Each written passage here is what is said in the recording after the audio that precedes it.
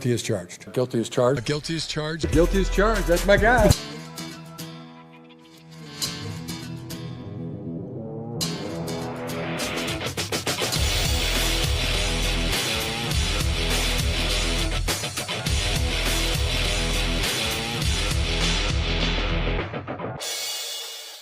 Hey, what is up, everybody? Welcome to the Guilty as Charged podcast, coming to you live after a Chargers win in Miami on a last-second heroic play from Justin Herbert, McConkey, Cameron Dicker on the field goal, 29-27. We had this as a must-win game. We had this as a by any means necessary game, and the Chargers were able to do it by the skin of their teeth. A lot of things to dive into today with my guy, Tyler. Tyler, how are you doing this morning? Well, my neck hurts a bit from the whiplash, but otherwise I'm doing just fine. I wasn't sure about the first half. The third quarter, I felt great. 95% of the fourth quarter, I felt terrible. But here we are, celebrating a victory. And as you said, by any means necessary. It was a must-win. The Chargers are just trying to win and get healthy. Seems like they generally stayed healthy today, and they won today. So all things are good today. Not everything was perfect, but they won, and that's what matters. Yeah, I think Elijah Molden was the only relative injury worth watching. You know, we'll see. Yeah. He was able to play through the hand injury, but for the most part, I think he should be fine. I mean, defensive players can play with clubs on their hand, no problem. We've seen that time and time again. So hopefully that continues next week. Okay, so 29-27, Chargers are 4-2. The Miami Dolphins fall to 1-5. Like you mentioned, Tyler, a lot of back and forth with this one. So we'll get into all of our takeaways here today. We'll get into some super chats, everything like that. I'm curious to see how the chat feels overall, given the back and forth that you mentioned. Before we dive in, of course, have to tell you guys about our friends over at Prize Picks, the best and easiest way to consume daily fantasy sports. This episode of the Guilty as Charged podcast is brought to you by Prize Picks. You and I make decisions every day, but on Prize Picks, being right can get you paid. So make sure you don't miss any of the excitement this football season on Prize Picks. Prize Picks is debuting 2 new features where you can stack the same player in up to 3 different statistics. So, for example, today, if you wanted to hit Justin Herbert touchdowns, rushing yards, passing yards, all in the same performance, you could have done that. Obviously, the rushing yards didn't go super well for him today. But that's just another example of why Prize Picks is the best app in the business. It's how you play is up to you. If you want flexibility, choose Flex Play where you can get paid even if one of your picks misses. And if you want the biggest payouts, go for the Power Play. No matter your play, Prize Picks is a great way to put your takes to the test. So download the Prize Picks app today. Use the code GUILTY to get $50 in lineups after you play your first $5 lineup. Again, that is code GUILTY to get $50 in lineups after you play your first $5 lineup. Prize Picks, it's good to be right. And I won today. Yay. Hey. Yeah, I bet $10 on the power play and got $1.75 out of it. Thank you, Trey Harris. So all's good. Hey, man, we can definitely talk about Trey Harris today. He looks good in some limited snaps here. But I think it's only fair we start with the offense today, considering the negative vibes that were around that unit, and rightfully so. Where are you headed first with the offensive performance? 29 points, still some of the similar red zone issues, penalties, stuff like that. But 29 points is a lot more than I thought they were going to get personally. Where do you want to start with the offense today? Yeah, I'm going to start with Kamani Vidal, the player that was a lot of discussion the last week or so because Harris had gone down. Okay, who's going to work with Hampton? Then Hampton goes down. Now Vidal is going to start, or I think I heard some things this morning. They said Haskins was going to be the lead back. That was clearly not the case today. So what is Vidal going to look like? Great, apparently. His first 100-yard game by far, 138 total yards and 1 touchdown in this game. And really, really was the difference in this game. Now, you and I knew, everybody knew that Miami Dolphins defense, run defense, I should say, was not very good. So him having a good game was not unexpected, right? I think the Prize Picks had him at, let's say, 38 yards or something rushing. Yeah. So if he had 55, 60 yards in this game, 4 yards a pop, great, sounds good. What he did today, everything after contact, and especially to the outside, that was huge, huge, huge for this game. Several big runs. It feels like 4 big runs. If you count them over 10 yards as a big run, at least 2 then though were over 10 or 20 yards. So just a great game from him. And I think that from there you can just stem to the rest of the young players in this game, where was Arondé Gadsden stepping up. So for those who didn't catch it, I believe, and you might have to check the offensive grades in the end or the snaps in the end, but Tyler Conklin was benched today. He did not play, as far as I'm aware, at least 3 quarters into the game.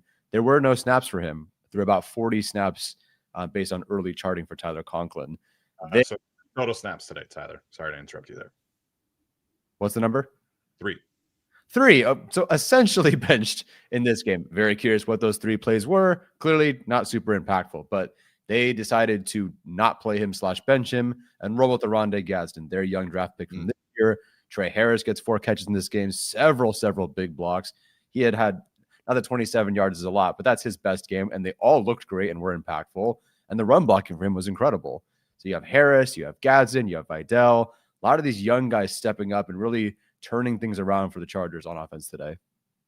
So Tyler Conklin's 3 snaps were all run blocking snaps. So it was 48 snaps for Arondé Gadsden, like you mentioned, 32 passing snaps. Obviously, that's including pass blocking and running routes. So yeah, it is fully the Arondé Gadsden show right now.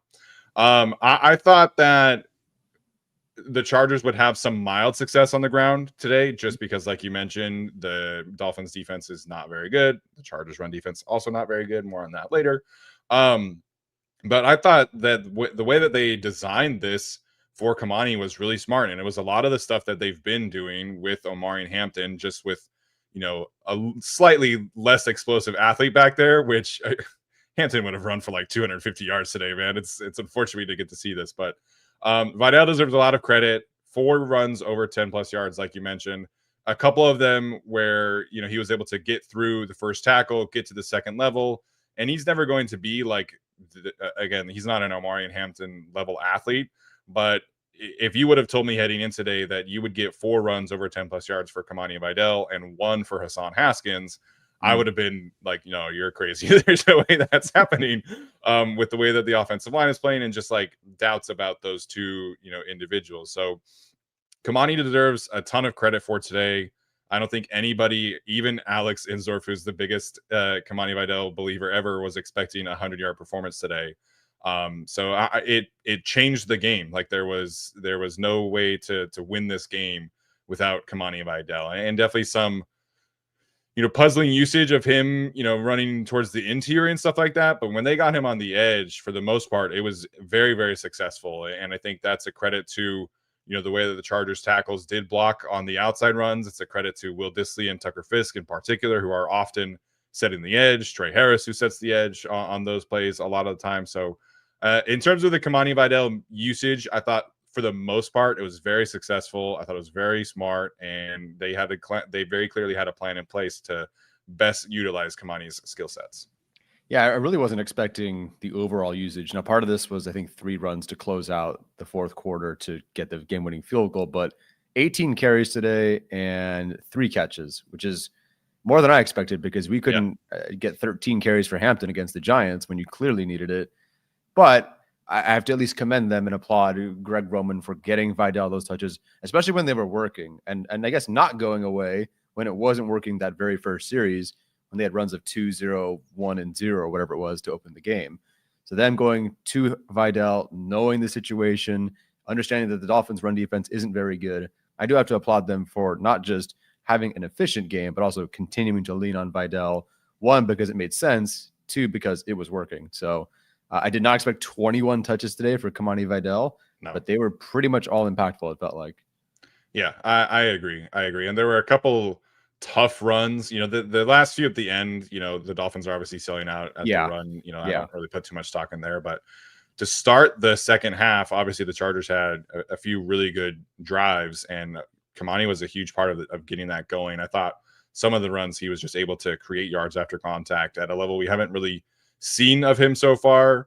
So a lot of the PFF grades will change, right? But they have him at 64 yards after contact. So 64 out of 124, 2 missed tackles forced. Again, like I mentioned, 4 runs of 10 plus yards or more, 4 first downs created. So I thought this was a way better game than I ever would have expected for Kamani Vidal. And again, we'll see how much stock to buy into that. Mm-hmm. The Dolphins' run defense is very bad. The Colts' deep run defense next week, very good. The Chargers are also reportedly seeking another running back via trade. Omarion Hampton is potentially missing more than 4 weeks. So I don't know how much I want to think that Kamani's performance changes their need to go out and get somebody else.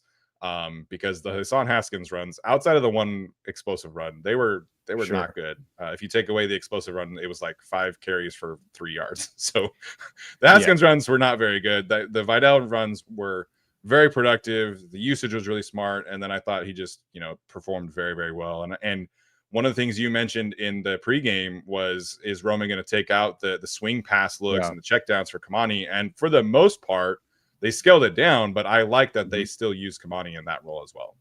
Yeah, they did. Extending from that too, they had the Will Dissly screen, which was sick to watch him run at 1 mile an hour for another first down, which he seems to always do. The most funny play that works every time. I don't understand it at all. Not work and not get it at least 10 yards, and he runs slower than anybody else I know, and yet somehow. And then he was on the sideline like throwing water everywhere, like it was champagne after an NBA championship. It was so funny. But you know what? Like, you need that. A drive starter, a drive booster, whatever, an easy play. All that is needed. So that was great. If Haskins just ends up being a check down guy, receiving option, maybe short yardage and pass protection, that's fine. Like, clearly at least have Vidal to rely on. Not only say clearly, I appreciate you bringing up that this is the Dolphins, because I don't want everything I'm celebrating today and that we're going to celebrate about this game is in the context of they played the 1-4 Dolphins. Now, I would have loved if they won like this against the 0-3 Giants and stuff like that, but it is what it is. But this is not a good Dolphins team. Frankly, I can't believe they almost won, and we'll talk about that. But this is not a very good Dolphins team. So is this going to be – I mean, shoot, we have fallen for the rushing attack versus Dolphins thing before. Yeah. I do. It's literally the Dolphins. So I do want to give this more time. I'm not going to sit here and say they figured it out, but at least in a moment like this, it's a positive sign for a lot of young players, and Vidal was the best of them today. Yeah, again, I think by any means necessary today.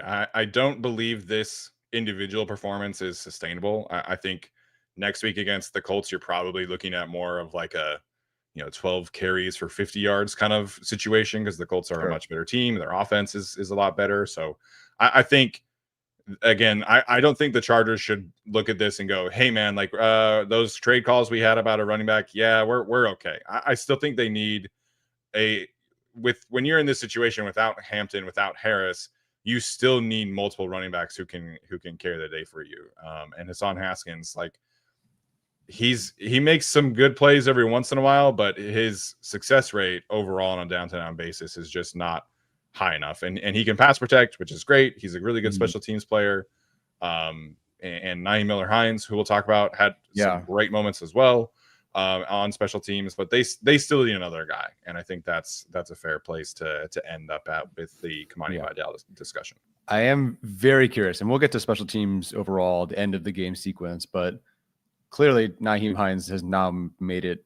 He's going to be not on the roster, but at least elevated for a few more weeks. And then at that point, you are probably signing him. So very curious how things have changed now with him, because you want him to be involved, but you have Vidal have a great performance today. Haskins, like, what does this game at all change where they're looking for that running back in terms of, like, is he more of a starter option?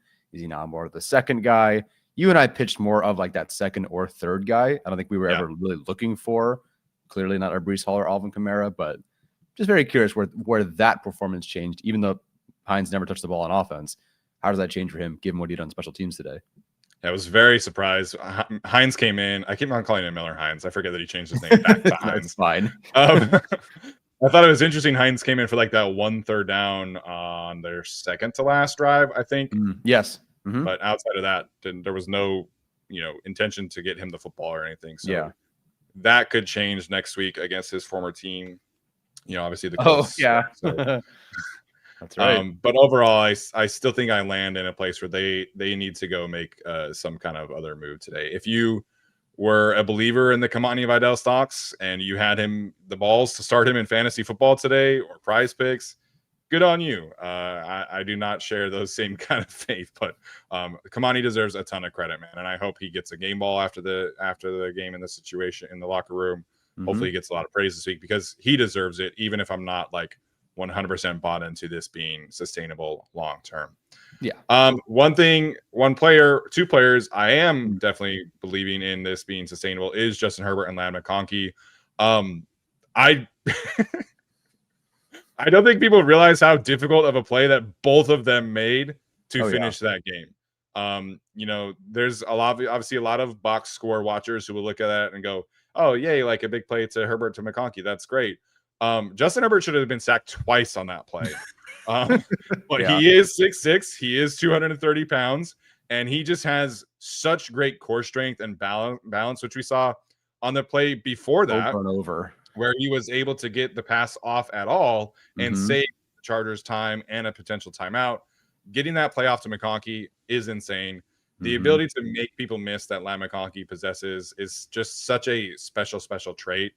And we've missed these Ladd McConkey moments over the past few games. Not that the Chargers offense hasn't been, having good moments and things like that, but to get a vintage, if you will, Ladd McConkey game over 100 yards, the touchdown, the game-winning play, I'm just hopeful that we can get Ladd McConkey to where he was last year. There's been a lot of let's spread the ball around, let's try and get everybody their touches, and that's fine. I understand like that they built the team that way, for a reason. And I still think like Quentin Johnson has a lot of space and a lot of roles in this offense. But to get this kind of performance from Ladd McConkey and to get that moment at the end, I just think the best version of the Chargers offense is going to be when you're featuring Ladd McConkey as your number one. And I think we saw that today. And credit to Greg Roman and company for realizing that and for changing the game plan where Justin Herbert's average depth of target today was 6 yards. So they really tried to get the quick game going. And if they do not come out of the second half emphasizing the quick game, they lose this game like flat out. The offense was not working in the first half. Second half, a lot of quick game, a lot of Ladd McConkey. I think it ultimately is one of the main reasons why they were able to win today. Yeah, what a play. I at least a couple of times this game, as you mentioned, at least twice on that drive, felt like several times. It's just Herbert surrounded by 4 Dolphins players, and somehow the ball just goes like doink and just somehow like ends up out of his hand and towards any target to avoid a sack. I mean, just brilliant stuff in that regard. That final play, I mean, like you said, vintage stuff from McConkey, from Herbert, just magic. It really is just one of those magical plays, and we shouldn't be surprised, I guess, but every time they do it, they just find some new way to do it, or I should say Herbert finds some new way to do it. I mean, just shrug off this guy, shrug off this guy, and then just robot. McConkey's right there. Like there was no hesitation. As soon as he had a split second to throw, he goes, "Oh, McConkey right there, boom!" And then McConkey takes it all the way down, makes the guy miss. And I think he could have scored, but I appreciate him also going, "Look, if I fumble the football here, or something happens, or I score too early and the Dolphins have too much time, I could screw this game up for my team." So he could have scored, but he took himself out of bounds. They run it 3 more times, kick it, and then the game's basically over. So I appreciate that too, because we could be talking about a Chargers mistake and this and that, and McConkey this and that. But great win from him. His first 100-yard game, I believe, of the season, which came at a great time. They needed every single bit of that. I think he looked good. The shiftiness looked good. I think he looked faster today than he did the last couple of weeks. He just looked like he had a bit more. I don't know if it's just because they also gave him more space to operate. He just looked more like the 4.39 guy that they drafted and looked pretty good. Yeah, I agree with that. As kind of an extension of this, I do want to continue to talk about like Herbert's day overall, but you mentioned the 2 rookies earlier this afternoon. And so Trey Harris, again, not a game-changing performance by any means. I thought, again, the usage was really, really smart.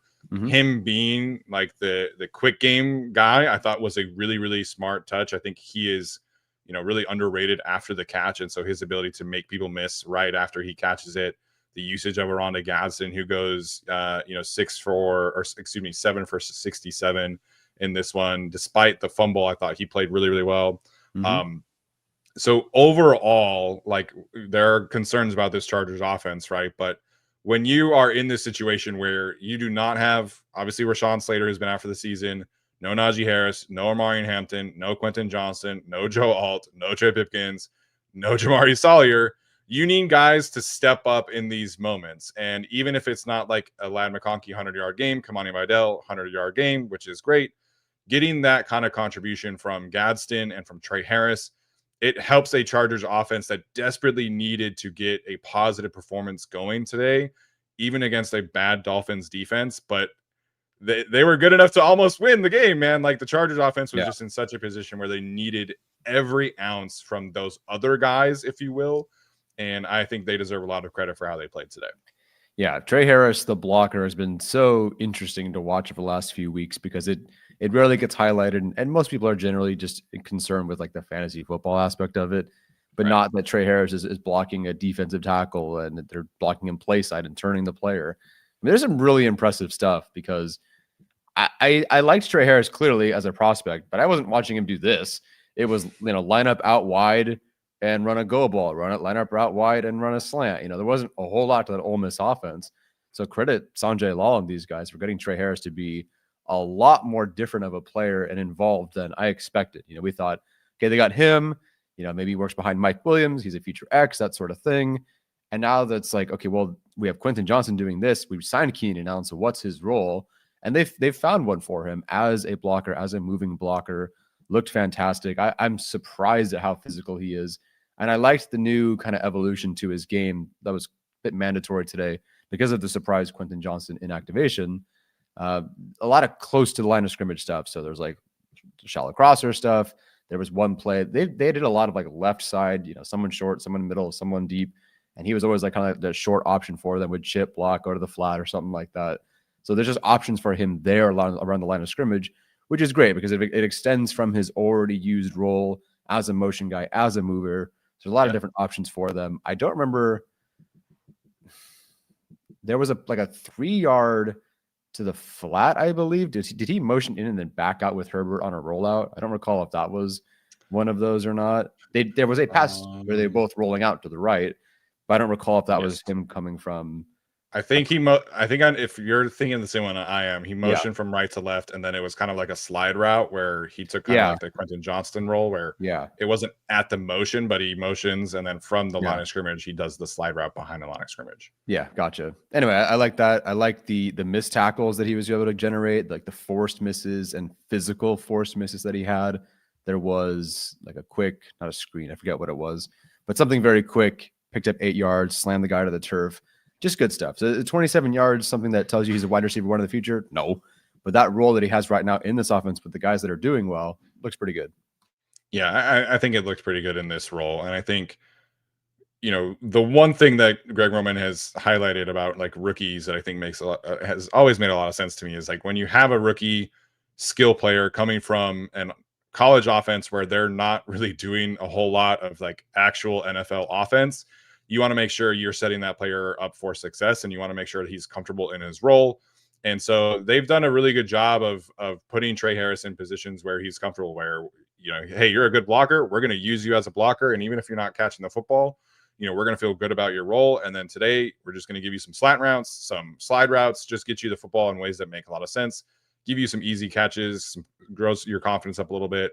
And then we have these other players who can obviously kind of like take the top off and win on one-on-one routes and things like that. So I thought Trey looked good. I thought Gadsden looked really good. I am curious ultimately like what the plan is with Tyler Conklin.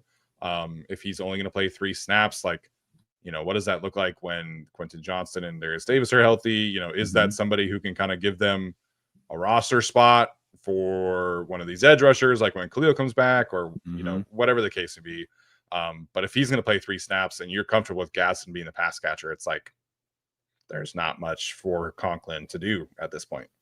Yeah, they're sort of stuck in that if something happens to Gadsden, that they're totally SOL in terms of receiving options. But sure, I mean, I'd rather get the ball to Will Dissly at this point than what we've seen from Conklin. Yeah, I guess you could always just healthy scratch Conklin, and if anything does happen to Gadsden, you can have that veteran presence, which is, I don't know, man. Like they signed him for a reason, obviously, and I was relatively, optimistic about his role, but Gadsden is obviously way more consistently open, as Pat points out in the chat. he just gives them a different element vertically as well. You know, they one of the plays that got them going in the second half, they bring in all 3 tight ends. They do a play action max protect, and Conklin wins on a corner route, or not a Conklin, excuse me, or Gadsden wins on the corner route, and Conklin's just not really doing that. Like Gadsden is just a different level of athlete. So, you know, credit to the Chargers for, you know, using Gadsden properly and getting him those yak opportunities, getting him vertical opportunities. I think there's a lot of exciting, you know, stuff happening in the Gadsden front. Definitely. He's tight end 1 moving forward. They cannot change that role. And good for them. A tight end 1 for the next 4 years, potentially on day 3. Pretty good. Somebody who's on a free rookie contract. Yeah. All right. Last thing about the offense. I don't know necessarily like how negative I want to be about this group because you're starting Austin Deculus and Bobby Hart. For what it's worth, right now, PFF has the initial numbers as Bradley Bozeman leading the team with 4 pressures allowed, which is not good. Austin Deculus and Bobby Hart each allowed 3. Again, this can definitely change. Mekhi Becton, 1 pressure allowed. Zion Johnson, 0 pressures allowed. 0 pressures from the backs, 0 pressures from the tight ends.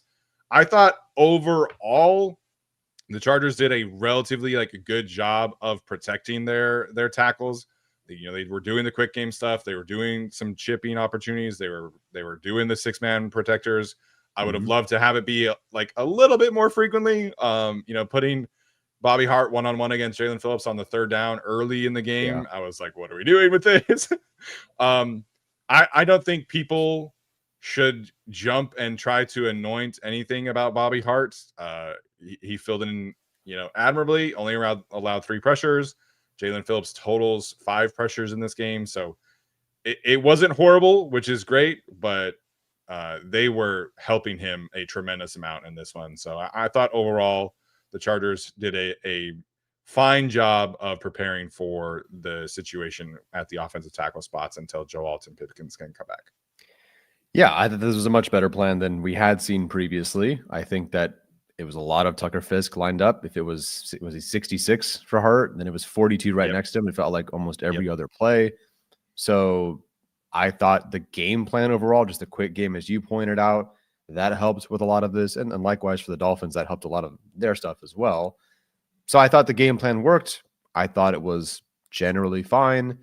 I think there's more, like in this game, it's more personnel questions, I think, than the play calls and what they were doing. I thought for the most part, they handled business. It wasn't a total disaster nightmare. I mean, I'm watching this morning, like the Jets, granted, it's Justin Fields and the Jets aren't great. Like Nick Bonito and these guys have like 42 sacks in that game. It wasn't that. You know, it wasn't that kind of game. It wasn't, you know, the Giants against the Chargers. It wasn't the Broncos against the Chargers. I thought they generally handled business. The quick game worked. And I thought it was a very sound plan overall. So is Bobby Hart great? No. I'll take it, though. I'll take what they were able to do today. Can you do that consistently every week? Probably not. I kind of knew early on, not that we didn't listen. We know who the weak link of the offensive line is, and it's maybe not even these 4th and 5th string tackles. When early on, Daniel Popper tweets, Jalen Phillips lined up over Bradley Bozeman and beat Bradley Bozeman. It's like, oh, okay, so the Dolphins know this one too. The Dolphins knew, yes. The Dolphins are very aware of who the weak link on the offensive line was, and I mean, they're just going after him. 4 pressures in a game is not great by Bozeman. 4 pressures isn't a ton, but for a center, that's like 8 for an offensive tackle, I feel like. So yeah, man, not great, but overall the plan was good. There was no avalanche terrible game in this one. Yeah. Not a great sign when the opposing defense looks at your 5th and 6th string tackles and says, hey, you know what? Let's go after the center. Let's put Jalen Phillips on the center. Yeah. Even the last 2 plays of the game, those pressures are results of a stunt directed towards Bradley Bozeman. So it's not a great situation, man. Yeah. Overall, though, despite the last 2 plays where Herbert was under like immediate pressure, 33% pressure percentage right now on PFF. So that's not 47. It's not 47. It's under 35.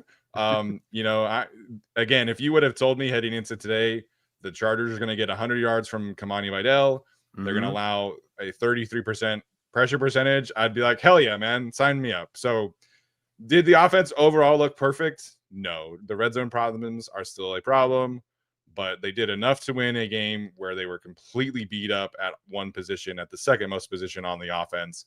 And a lot of these players deserve a lot of credit. So I feel like the offensive discussion should mostly be pretty positive for how, how low the expectations were. Like you and I both predicted under 17 points in this game. If you had told me that, and then also Quentin Johnson was not playing, forget it, dude. 13 points. Yeah. So credit to them. 29 is a lot more than I expected. I think even Aether, if you're in here, I think Aether didn't predict 29 points. Yeah. Yeah. The most optimistic Chargers fans, there's no way you would have predicted 29 points today. So a lot of discussions in the chat about, did Bobby Hart play better than Pipkins? No, like they were doing so many double teams, chips, everything like that. And when he was one-on-one, it was almost always win for two false starts, right? And two false starts. Yeah. And the second false start, man, like you can't just stop in the middle of a play, dude. And let Phillips kill Herbert. Yeah. Oh my gosh, that made me so mad, both from an officiating standpoint and from a Bobby Hart standpoint. Like you as an official, if you're going to call the false start, you have to stop that play immediately. And instead, they just let Phillips get a free run on the quarterback. Insane to me that even happened. But yeah. As Dicker the Kicker in the chat says, Herb survived and won. Life is good. That was our main thing. Yeah. Keep Herbert upright, keep him healthy, win the game by any means. And that is obviously what happened today. Yep, absolutely. All right. Our audio audience is going to take a quick break, and then we'll be right back after this with more Chargers Dolphins recap. Okay. Bless you, Tyler. Thank you. I'm crying over here. Where do you want to start on defense? Let's start positive, guys. Let's just do the positive one first. Ravens fans, what happened, man? I thought he was really bad. I expected to see the second coming of Bud Dupree, and it turns out 4 pressures, 1 sack, 1 stop, and 1 tip pass is pretty good. I had to hear all week long, not that it was all week, I guess, but since the trade, oh, this player's not very good. And I had some snooty, sniff your own farts guy in my mentions, just like, well, you should be careful about what you say and using your words correctly about Owe. I'm like, dude, I just want better than Bud Dupree. He's like, well, just be careful. I'm like, I don't think you understand what we've been dealing with. Like, we've been talking about it as Chargers fans. I don't think Ravens understand. Oh, always sucks. Dude, 2 pressures would be an upgrade. And I'll take 4. The very first play of his Chargers career. Yeah. Oh, let's do this. Move this guy out of the way. Sack. It's just like, oh, great. So perfect. Like first of all, he looks enormous out there. He's a huge human being. He looks like Calais Campbell out there. The tip pass needed all of that to get that tip pass, which sucks that it got caught too. Right. But anyway, as far as a debut goes, he has 27 total plays on defense today. So not 55 that Tarheeb still had, not 32 that Jamari Caldwell had. Tuli played 49. But he had 4 pressures, 1 sack, 1 hit, 2 hurries, 1 stop, 1 tip pass. I guess maybe won't call it. But on top of that, where are you, Bud Dupree? Let me look at the snaps. 1, 2, 3, 19 snaps for Bud Dupree today. And it looked a little better. Yeah, not just 19 snaps for Bud Dupree, only 5 pass rush snaps for Bud Dupree. So they were getting him out there a lot. I honestly did not even it did not register with me that Kyle Kennard was also active in this game. Yeah. Until you made that. So I mean, heading into the game, I actually did think he had a couple good moments, but 9 pass rush snaps for Caleb Murphy, 5 for Kennard, 5 for Bud Dupree. So Odafe Owe, 23 pass rush snaps, was second behind Tuli on this in this game. So right now PFF only has 1 pressure for Tuli. I think obviously he drew a couple key penalties that to me should still count as a pressure. But you saw the situation where they put Tuli on the inside and he's going against Jonah Savinea, and they were not able to do that when the other edge rushers were Bud Dupree, Caleb Murphy, and Kyle Kennard. Whereas the opposing teams would always just double team Tuli in that situation when he's on the inside. And today he gets a one-on-one situation. Odafe Owe in that play also gets pressure and he defeats a chip. He's the one that is getting chipped. He's the one that's getting the attention. And so even if it wasn't this amazing performance today, I thought Oweh's presence was a desperate injection of juice. And I think, inches away from having like a forced fumble, the sack was really, kind of a scheme thing, which is still very good, still an impressive play. His ability to bat that pass down, like just about as good of a debut as I could have hoped for. Oh yeah. And I think next week, we'll see if Khalil comes back, which would be awesome. He's not wearing a brace anymore, so we'll see.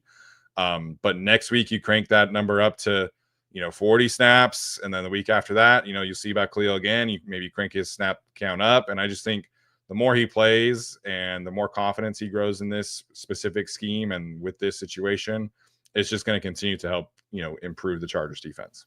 Yeah, that one, I think it was a rip back inside against the tackle to almost get that strip sack against on Tua. Super impressive.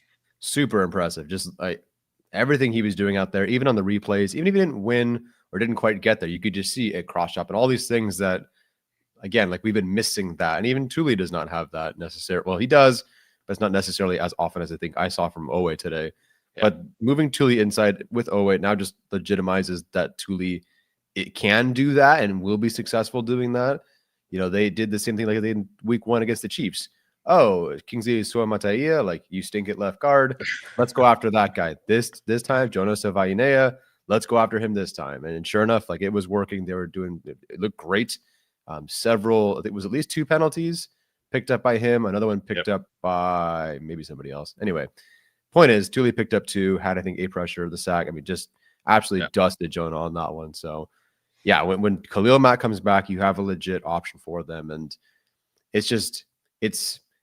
don't know that Oweh like won them this game necessarily, although it was very close in the end. But I just felt like early on and with what Thule was able to do, just that addition, the same way that I felt when they traded for him, like, there's just a bit of hope. There's a bit of a spark here. I just think along the defensive line, that gave them just a little bit more, both in just like the energy and of course the plays. Yeah, I mean, Patrick Paul is not like an elite left tackle by any means. Obviously, the Dolphins do so much work to get the ball out in a hurry. Like the CBS broadcast showed like multiple dropbacks where Tua has the ball out in less than 2 seconds. Yeah. And so you're never going to have like a super high pressure output against them. And as an offensive tackle, you're not going to have like a super high, at least as an offensive tackle. As a guard, you can definitely still allow a lot of pressures, as we're seeing with Jonah. Yes. But previously, if they looks like Tyler left for a second. There we go. You have to hit the wrong button. My bad. You're good. Right. You're good. Give me 2 seconds. You're good. But yeah, if you're as an offensive tackle like going up against that kind of player, Oweh can just give you some quick pressures in a hurry. And so even if it's not like a game-changing performance, I thought Oweh was generally speaking outstanding. So he had on true pass sets, which is when he has no help and there's no screen, no nothing like that. He had a pass rush win rate of 19% today. 3 pressures of his 4 were on true pass sets. So again, just a skill set, a part of the Chargers roster that was missing previously that is now able to be a real strength of theirs. So man, when they get Khalil back, if Khalil can come back and be his usual self, the edge rusher room can be a real strength of the team in a way that like the idea of last year was that it was going to be a real strength, and then just Joey and Khalil missed too many games.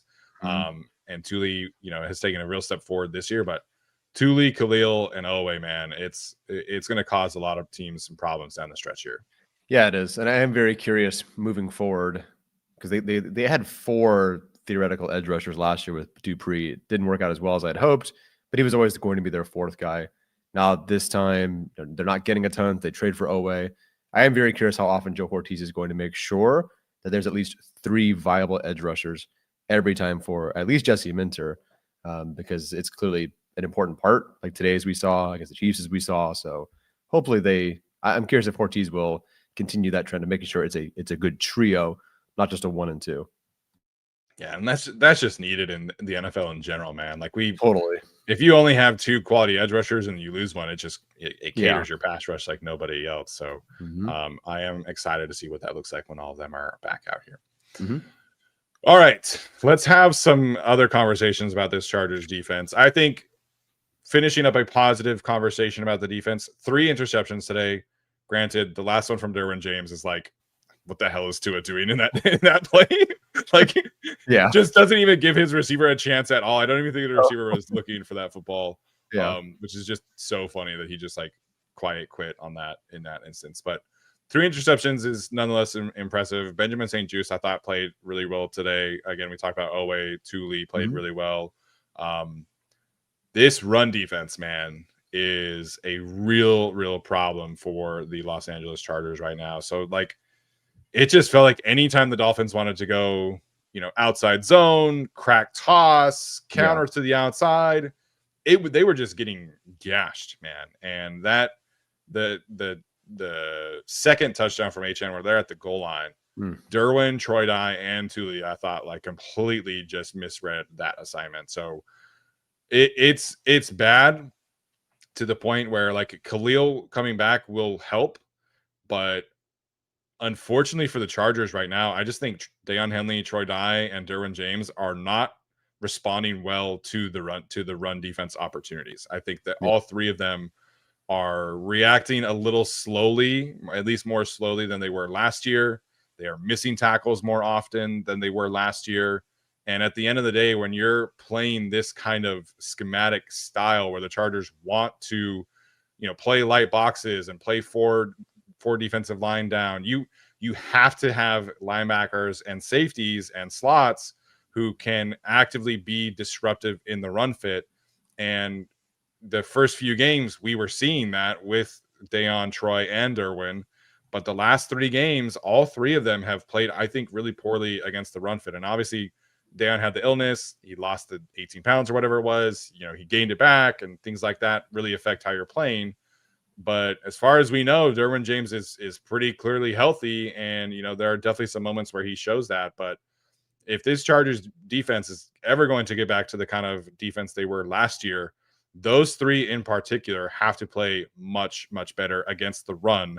And it's not going to get any easier next week when Jonathan Taylor, who is probably the offensive player of the year right now in the NFL, comes into SoFi Stadium. So that trio, and Denzel Perryman will come back probably next week, but that trio is not playing well enough right now. And it's a big problem for the Chargers defense.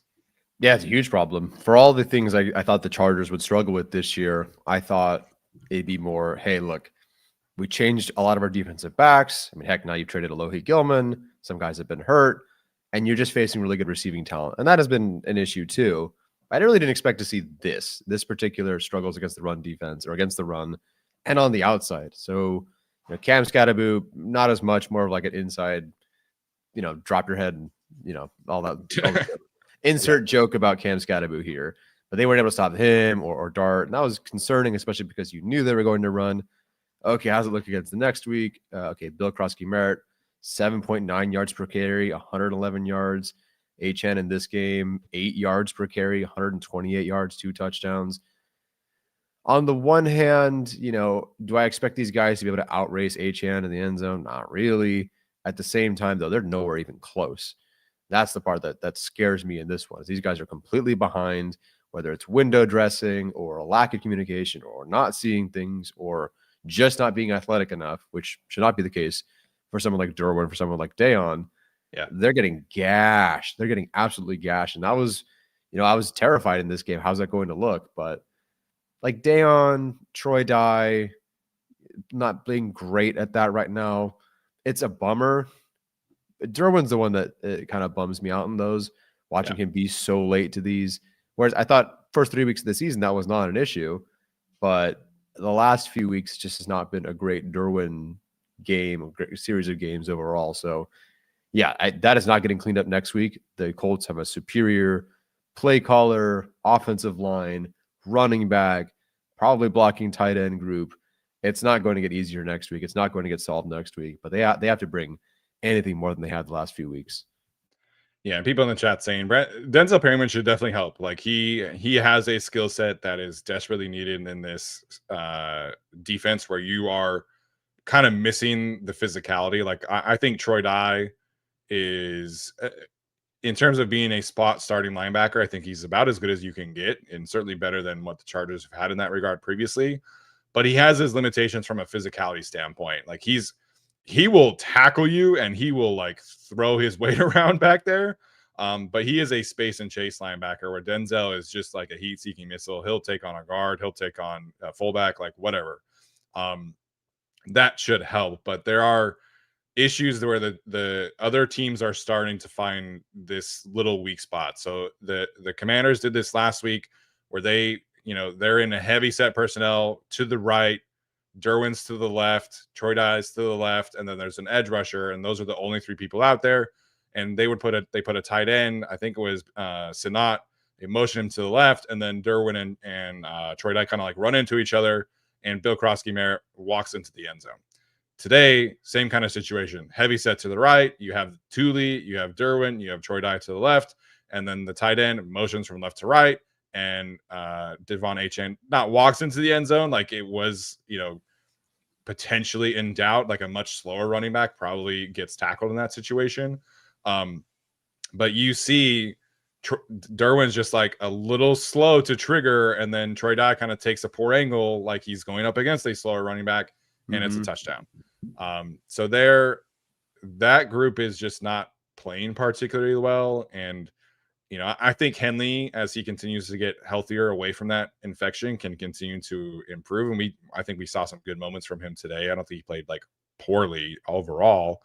But I'm concerned about Derwin because they have built the entire defensive game plan around him being in the slot and him being a physical run presence and him being able to cover up a lot of these, schematic issues that they want to, play with the light boxes because you have Derwin there.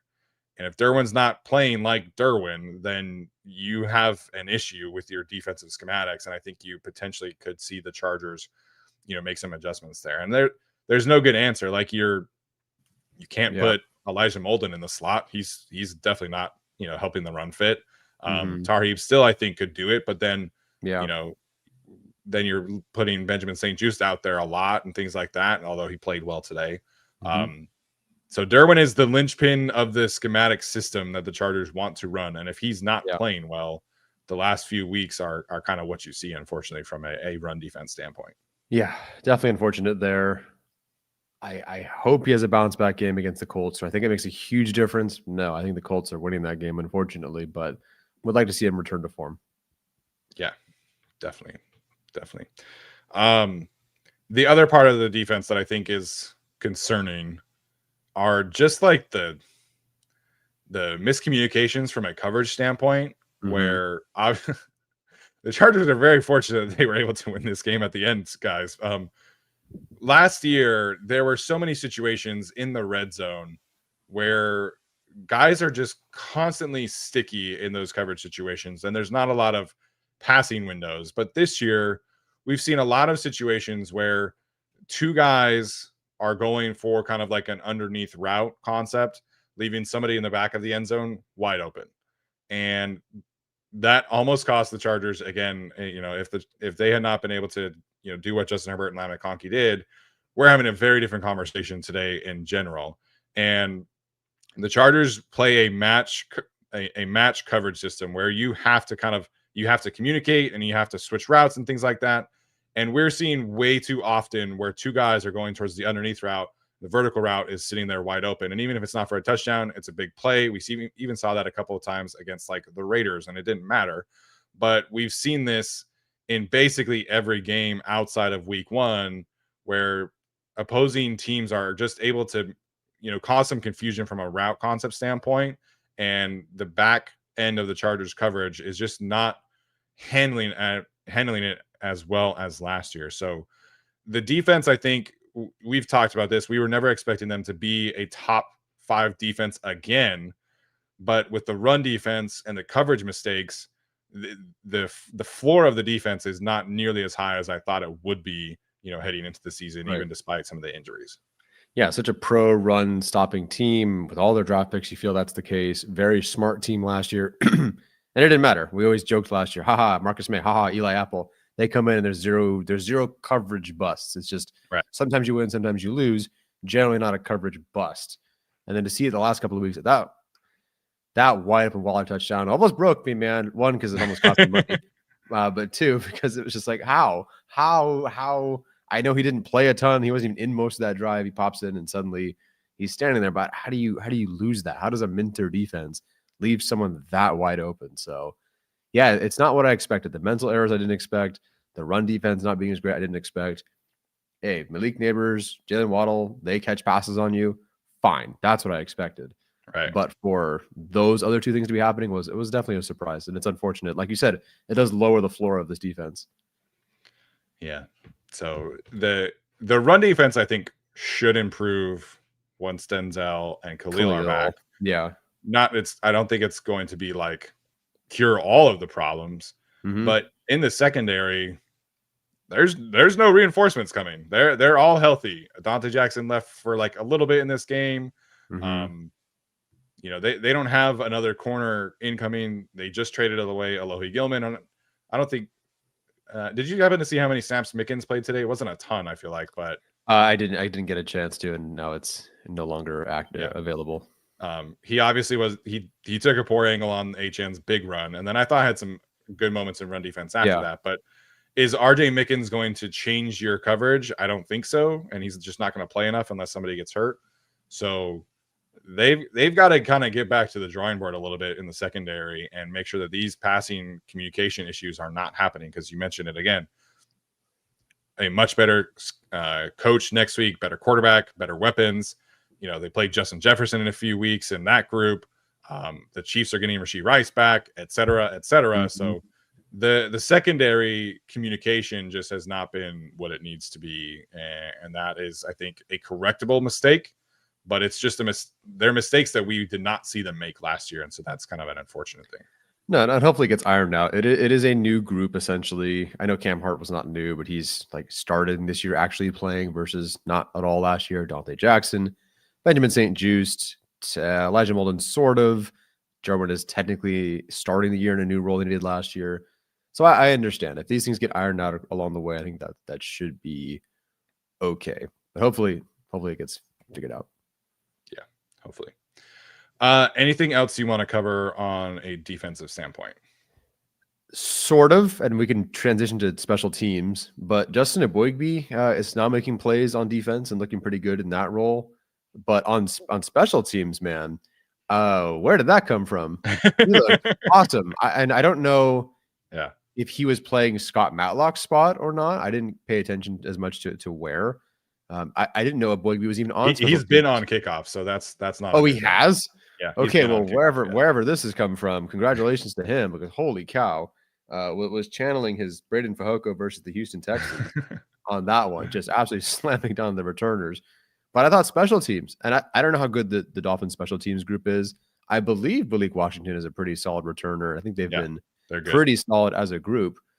So I'm not saying everything's turned around, but with Keandre Lambert-Smith's return, which he was only 22 yards per return, his previous few returns, one of the worst in the NFL, unfortunately, to a 1 over 30 today. Nyheim Hines, darn it, I almost got it. Anyway, him having not only just having good returns as is, but the return in the best moment to finally set them up for. I think they might have been fine. You know, if Herbert McConkey make that same play, of course they're fine. But you never know. So him to get 40 something yards on that return. I had to find what that return was. It was exactly 40, and I'm wasting my time. It was exactly 40. Great. That was fantastic. So that the Phillips hit, and they were like angry hitting. They finally were going out there and enforcing on special teams like I'd expect them to. So I think Phillips had one. Eboigbe had a couple. Dicker was 4 for 4, including the game winner, including a 58-yarder that didn't count, unfortunately. But he has not missed. I think he's now 13 for 13 on the season. Zero issues. It's not even close to missing. It's down the middle every time. The 58-yarder could have been 65 down the middle, no problem. So for a day at least, the coverage and the returns and the kicks, obviously, all seem to be pretty good today. It was the best overall special teams performance. You finally saw them really win kind of because of their special teams. Yeah, outside of the J.K. Scott 41-yard punt, the special teams was outstanding today. And listen, man, it's a very underrated aspect, but J.K. Scott made a hell of a hold on the game-winning kick where it was to his opposite. So he's sitting there like this, and he has to reach back like this and then get it to the hold.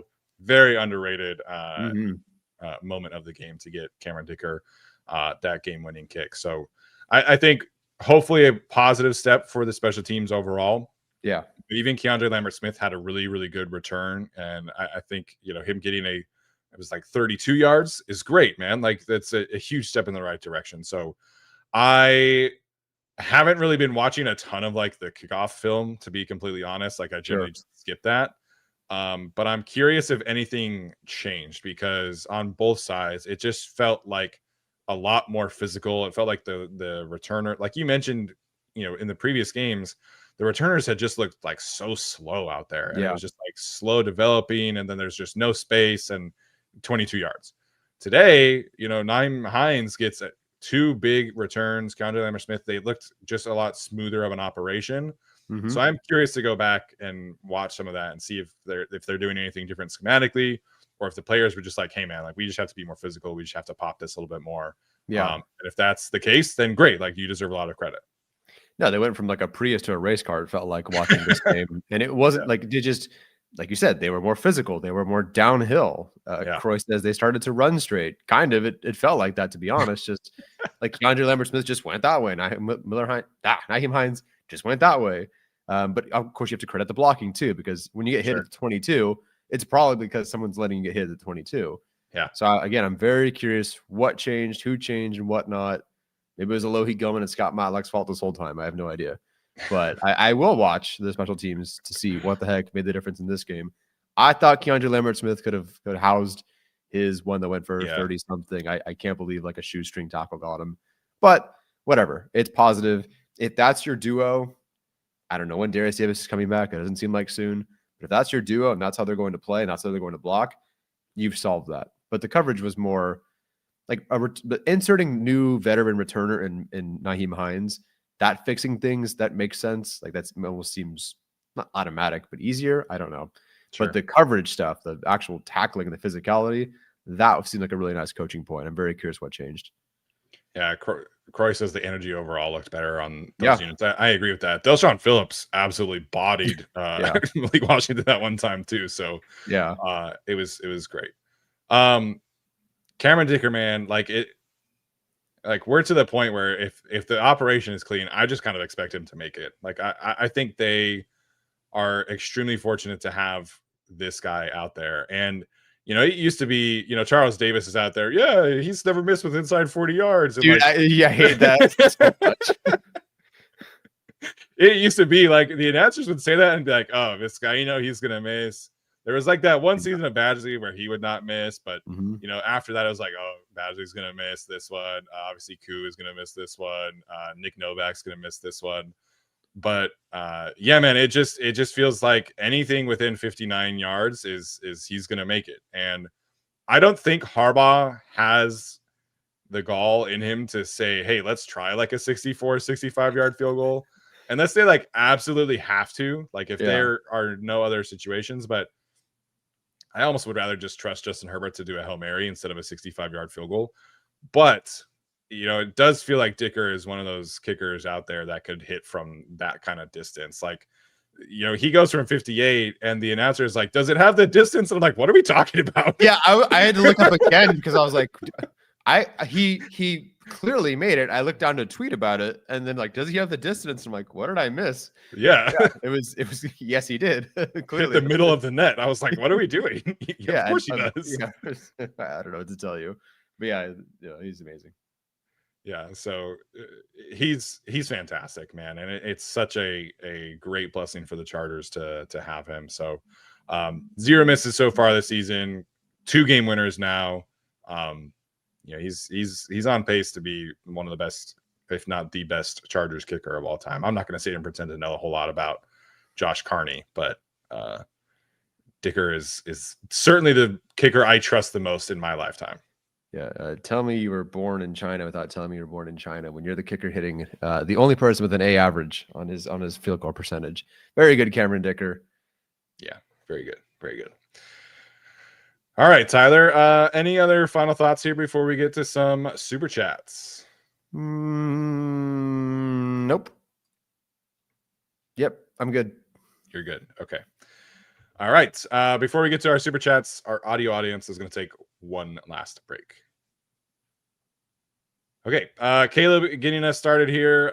On cue says best kicker in the league. I think he should be in the conversation, but Aubrey in Dallas is kind of a different cat, to be honest. But Dicker is definitely in the conversation. It's not Dicker's fault that they're not asking him. He just kicks what he's asked to kick. And he made the 58-yarder today in his sleep. But yeah, if you hit from these guys are hitting from 65, practically 70 at this point, it's ridiculous. Yeah. Aubrey's really good. The Steelers kicker is really good. Dicker is obviously really good. I feel like I'm missing somebody else that's really obvious, but we're kind of in like the golden age of kickers, which is kind of funny. But yeah, there's a bunch. Yeah.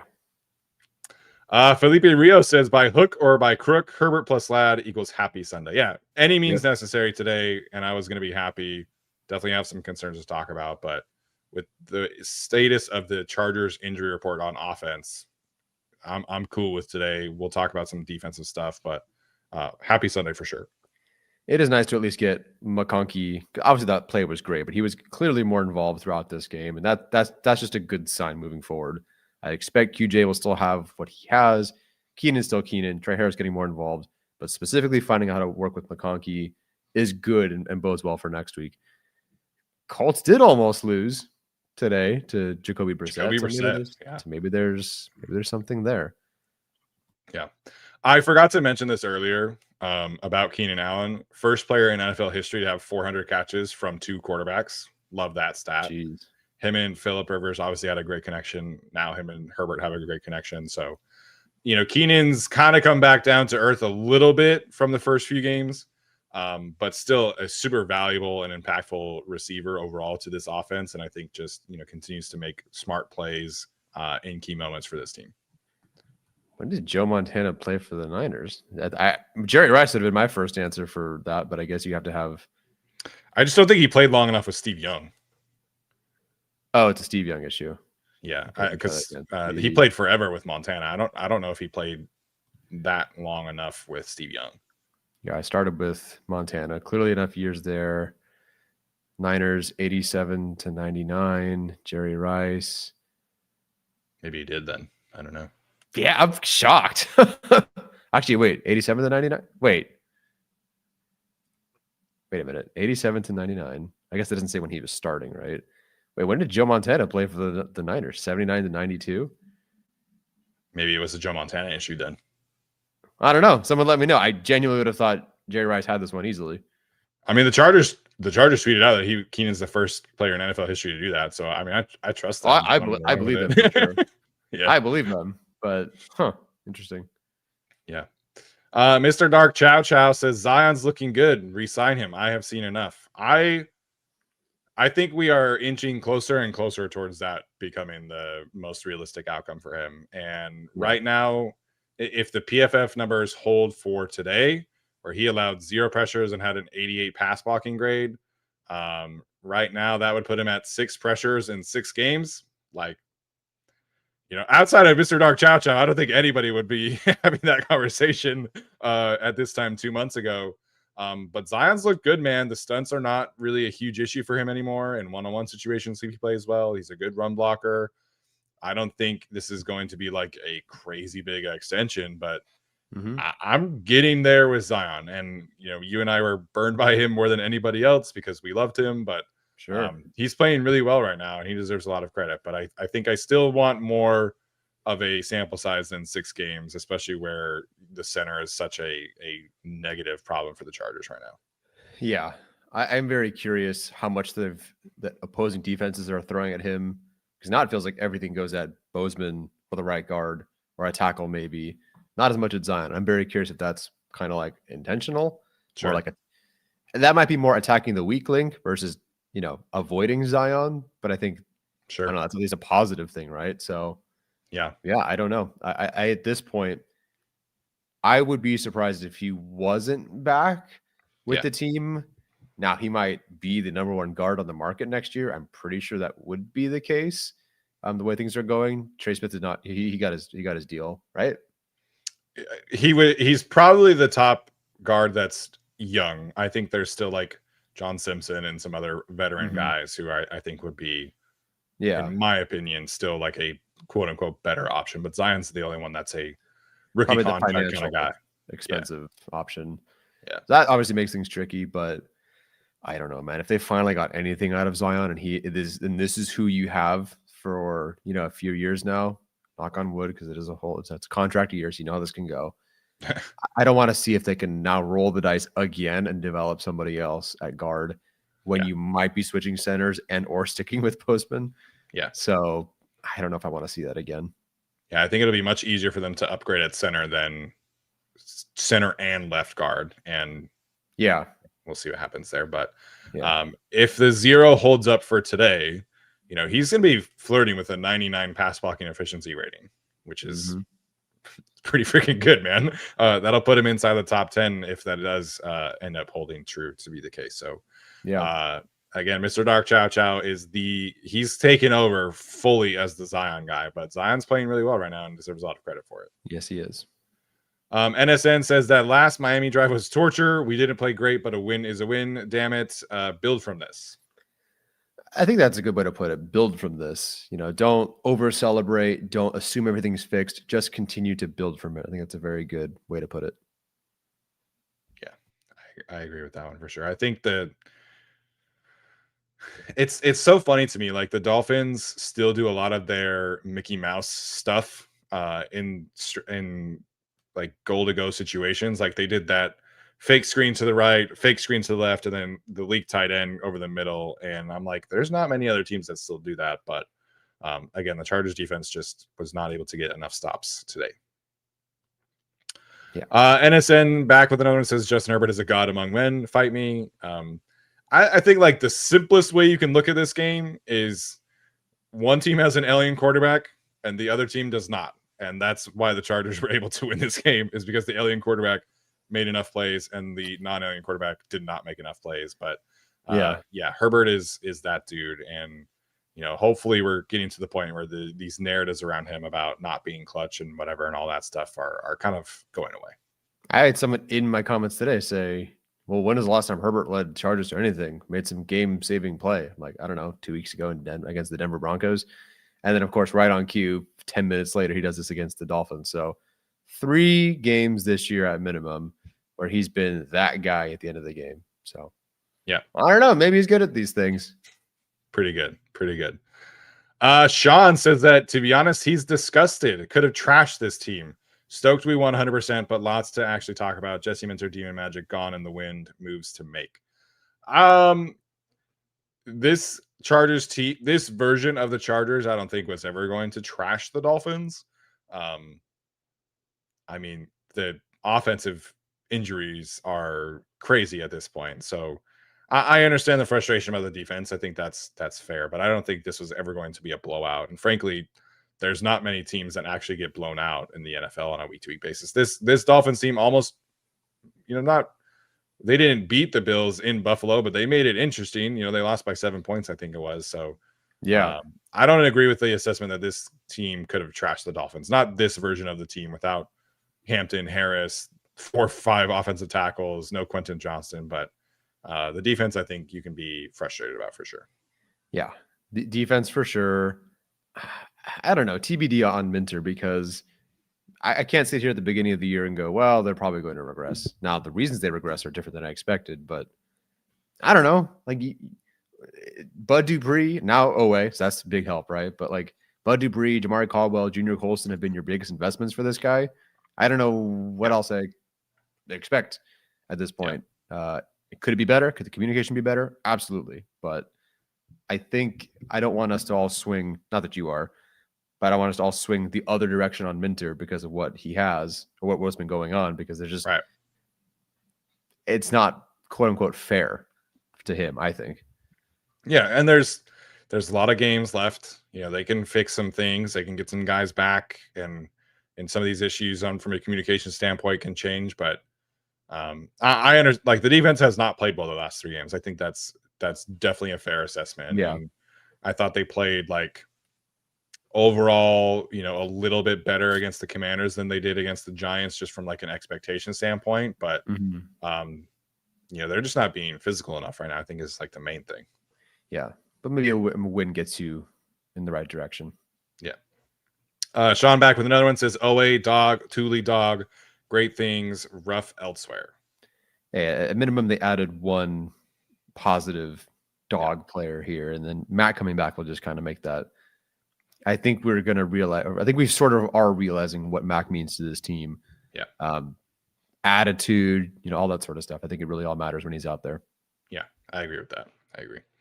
JNut23 says, guess I didn't miss anything in the first half.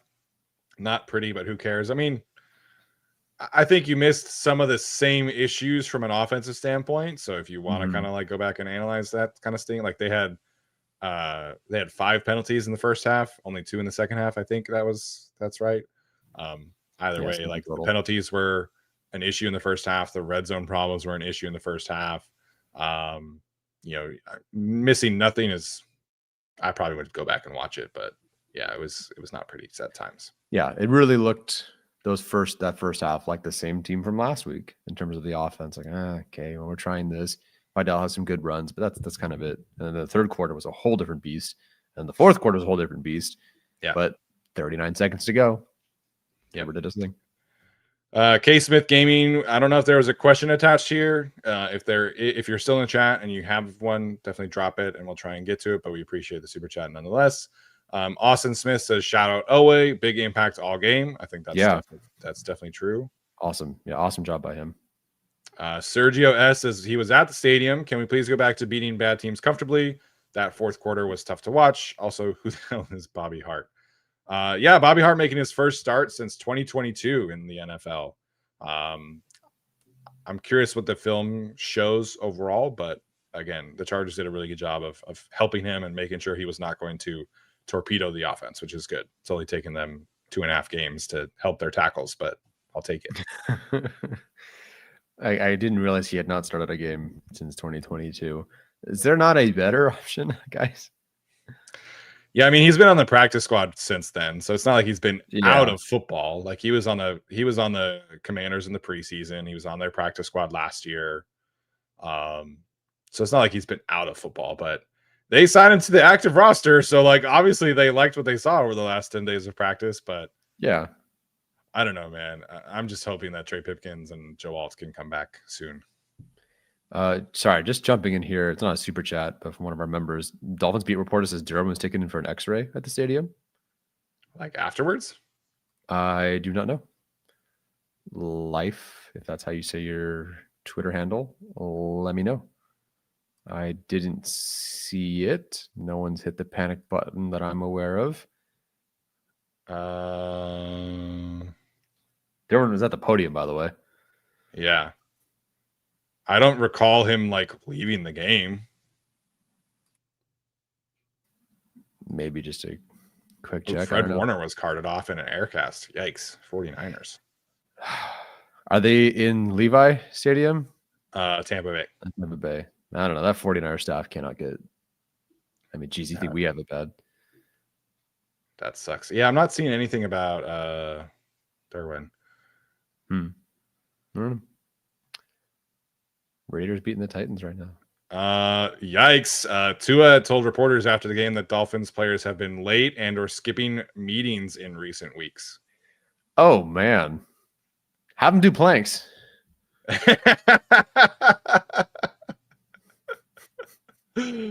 Oh man. That is, the vibes are not good. Just openly saying like people are skipping and missing meetings. Ew. That's not good. Yeah, I don't know about the Derwin thing. He finished the game, so I don't know. Yeah. Michael Boyd says Deculus legacy game. Let's go. Hey, he only allowed 3 pressures today instead of 6. So good step in the right direction. I'll take it. CMart 777. Why is Greg Roman such a rockhead? First half, and then he made the nauseous face. I mean, he's not an elite play caller, and I think it takes him more time to pivot the ship of the Titanic in the other direction. Yes. And then sometimes he needs to pivot the other way, and that takes a while for him to pivot that way too. So I think we do and have seen changes in the right direction. It's just not this sudden like, you know what? Let's flip of a switch. Like last year with Minter, all right, second half versus the Chiefs. Here we go. Flip the switch. It's a whole different thing.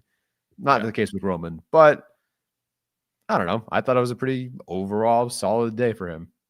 Yeah, I thought he was fine. I think Roman deserves a lot of credit for the way the season started and him kind of like changing who the Chargers want to be in the first 3 games. And the offense generally looked very good. But him taking 2.5 games to realize, hey, man, I don't have Joe Alton, Rashawn Slater anymore. I don't even have Trey Pipkins anymore. Maybe I should help my offensive tackles and do quick game. It's like, okay, like what took you so long? You have one of the best quarterbacks in the league. Like your main job is to keep him healthy at this point. So, even last week against the Commanders, they're still trying to do the 7-step drops and play action deep shots. And I'm like, dude, you can't. You don't have the players up front anymore. You're dealing with like Foster Sorrell snaps at guard. Like you just can't do that. So they did not do that today. I thought that there were certainly some questionable third down play calls that I was not crazy about. Continue to not be crazy about the 4th down lack of aggression from Jim Harbaugh, by the way. I thought he was fine. But it's so much more difficult to call plays effectively when you're dealing with Bobby Hart and Austin Deculus at offensive tackle. Yeah, and I'm very curious how looped in he was on the Quentin Johnston thing, because I mean, that's also another thing, because I think they would have elevated somebody else from the practice squad if they knew Quentin Johnston was not going to play today. Yeah, I mean, he was a whole focal point. They sort of pivoted to more of like Trey Harris doing some of that work, but they had to change things essentially on the fly. So I got to give him credit. Like it wasn't great, wasn't perfect, but by golly, you're missing everybody. So yeah, they looked okay. Your friendly neighborhood Spider-Man says that he's giving the run defense a pass today because he had HN in fantasy, but next week they better lock in. That's right. Good copium right there. I like it. That's it's only worse if the other person has the person in fantasy. Yeah. Nitzer 666 says, I want this fan base to stop this Rocket Sanders talk once and for all. Happy Thanksgiving from Canada. Yeah, all these reports are coming out about the Chargers looking for running backs on the trade market, and fans are asking me, can they trade for Rocket Sanders? I'm like, no, like we need to stop. Their sites are fucking Sanders, guys. Jeez, no way. But yeah, it's strange to me. But happy Thanksgiving. Obviously Canada Thanksgiving is a lot earlier than the United States Thanksgiving. So shout out to all of our Canadians. Hopefully our guys are doing having a wonderful Thanksgiving holiday. Yeah, happy Thanksgiving. Rocket Sanders does not have 100 yards this year. I'll tell you that. Does he have 20 yards? Does anyone want to guess? Pick a number. Steven says 20. Do you want to guess higher or lower? What are you thinking, guys? Higher or lower? I'm at least looking at rushing yards right here. Going once. Anybody else? Higher or lower than 20 yards? Here we go. 1 yard. 1 yard. Okay. 3 carries for 1 yard and a touchdown. 1 yard. Does he has a touchdown? Is that real? I'm sorry. He has 3 yards. I'm sorry. 1 yard per carry. 1 3 yard carries, per carry. 3 yards, 1 touchdown. Sweet. Which, again, by my math, is not 100 yards. I'm not a math guy, but 1 yard of carry is not good. I guess they're goal line carries, but like it's not like they're asking to do anything else. And that team is on quarterback 52. So yeah, it's not good. Not good. Pat Soul was in here with a big super chat. We appreciate him. Says he was at the game and that last lad catch was so damn electric. LFG bolt up. Yeah, that's oh my gosh. I can't even imagine. I can't imagine the terror of watching Herbert probably get sacked and then throw it to McConkey for a game winner, basically. Yeah. I can't imagine. By the way, on that Dicker kick, I just like went into my restroom to go brush my teeth. And I came back out just like brushing my teeth as the kick. I didn't even care. I knew Dicker was going to make it. I just went to go brush my teeth. I came out. I kind of peeked over. He makes it. I finished brushing my teeth, sit back down. Like we're just in a different era, guys. Nice. I love that. Alex Bridgeforth watched the little game with my 4 sons from Fort Knox, Kentucky. Nice. Who would you give game balls to? My 11-year-old had his Royal Blue McConkey jersey on. I think Kamani is first and foremost the one that you have to start with. I think Ladd. I think Eboigbe. I think Dicker. Like those are probably good decisions for today. I think that's perfect. I think maybe Owe just because it was his first game. Yeah, also that'd be a good way to get him going. I could say Gadsden, but he did fumble, so maybe not. But yeah, no, I don't mind that at all. I could argue Ryan Ficken. I don't know if he ever gives one to coordinators, but Yeah. they were a positive impact today. Yeah. CMart777 says Andre James in and slide out G to tackle can't be worse. I understand the sentiment. This team is not benching Bradley Bozeman.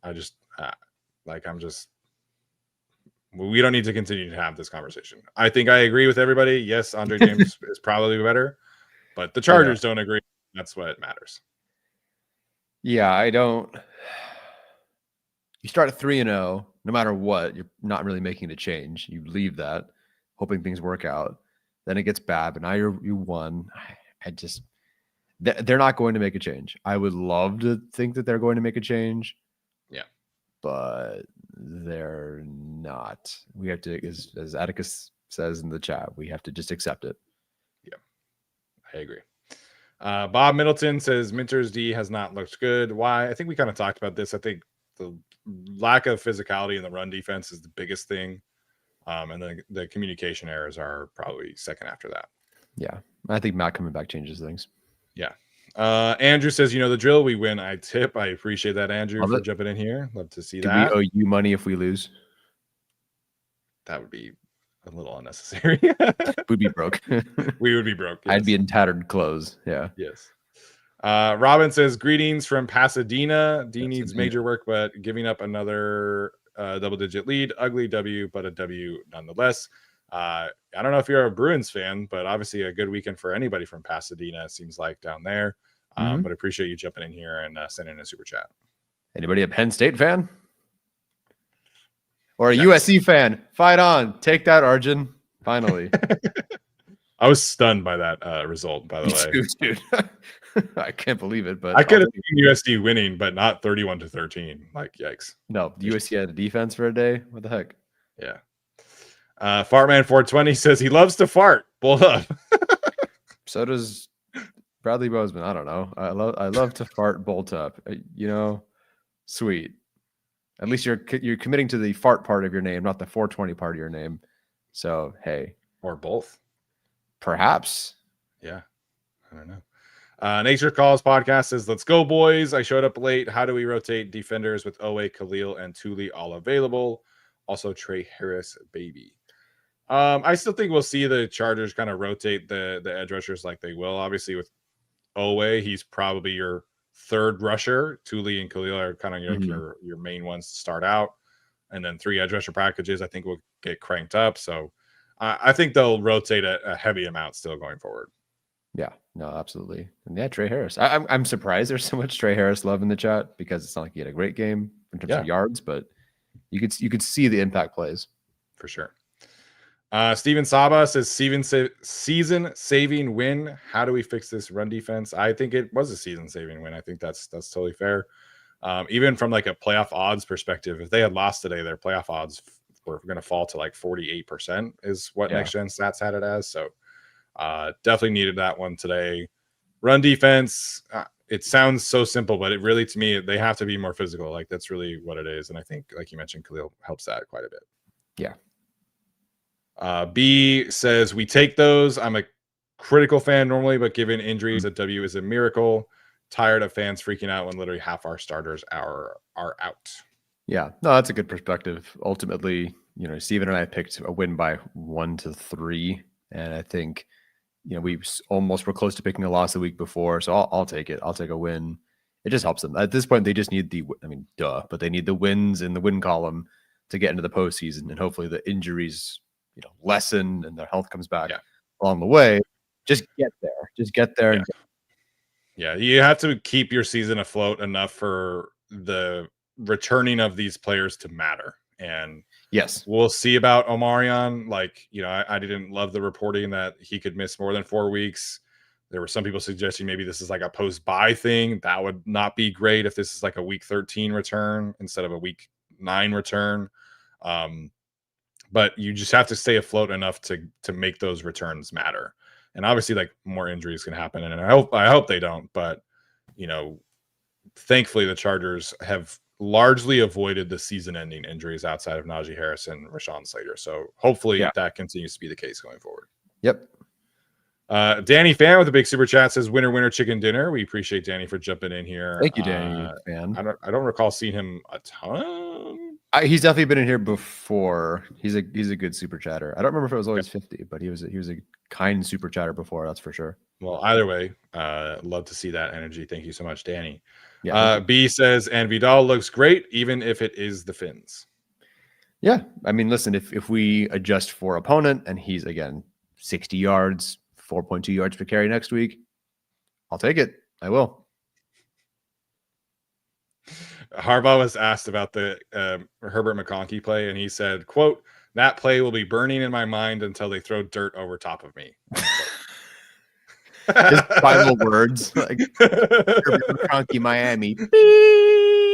That's just the line gives out. That's a good one. I like it. I'm sure what's his name? Shane Day is adding to his play. Yep. Whatever it's called, folder of plays. Yep. That's hilarious. I love that. That's great. Andrea Schunen here says, we did it! Exclamation point. Yes, I always appreciate Tyler's mom jumping in here. Thank you. Did she have a good prize picks day? I don't think she did. They're out in Tennessee right now, celebrating my aunt's birthday. So I don't think she paid attention. So I get the luck for 1 week. Thank goodness. There you go. As long as someone in the Schunen family gets the luck. I'm only down $4,000 now. No, I'm kidding. Jose M says Bozeman had the worst pass pro grade. He did. It was not pretty again. So that might change. Maybe some of the stunt pressures get credited to somebody else, but yeah, it was not pretty. Jonas Savaiane has a 0 pass blocking grade for the season, and I'm very curious if that at all changes after this one. Yeah. Yikes. Might not. And then Nilly Nilly with a super sticker here. I don't know if there was a question that was going to be attached, but if there is, feel free and jump in. But that is our last super chat right now. Yes. And Marcus wants to share with us that his diaper flew off when Ladd got upfield. Okay. Is that a good thing? I don't know.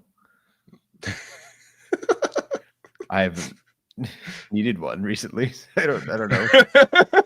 I've never worn one during a Chargers game, so I couldn't tell you. Oh, yikes. Trey Hendrickson headed to the locker room. Yikes.